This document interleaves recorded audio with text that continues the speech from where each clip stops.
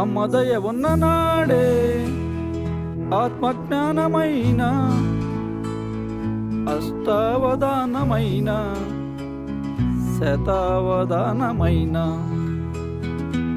మన అరచేతిలోనే ఉండే సహజ జ్ఞానమయ్యా.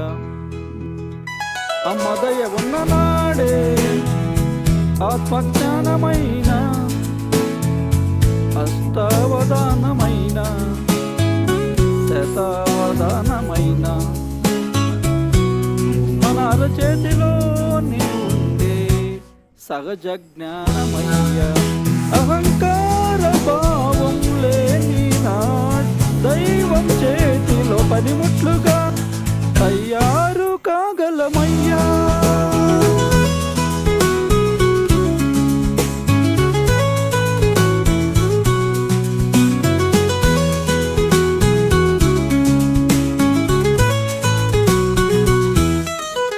అమ్మ దయ ఉంటే రామనామం కూడా పలుకాలేని మహనీయుని చేత రామాయణమే రాయించనయా. చిత్తశుద్ధి గల మహనీయుని నాలుకపై బీజాక్షరాలే రాయగా మహాకవి కాళిదాసుగా అమ్మ దయ ఉన్న నాడే ఆత్మజ్ఞానమైన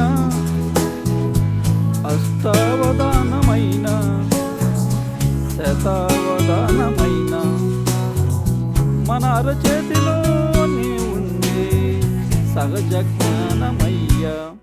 అహంకార భావం లేని నాడే దైవం చేతిలో పనిముట్లుగా తయారు కాగలమయ్యా.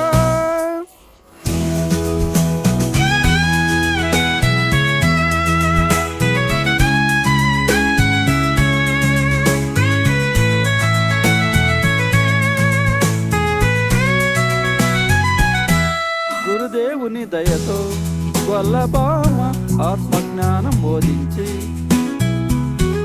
అహంకారులైన బ్రాహ్మణ సమూహానికి కళ్ళు తెరిపించలేదా. అమ్మ దయ ఉంటేనే ఆత్మజ్ఞానులను గుర్తించి గౌరవించి అనుసరించి మనం తరించగలమయ్యా.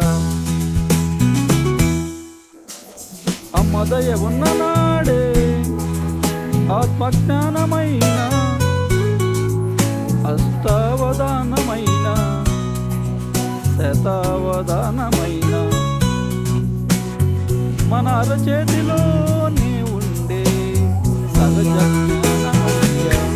అహంకార భావం లేని దైవం చేతిలో పనిముట్లుగా తయారు కాగలమయ్యా.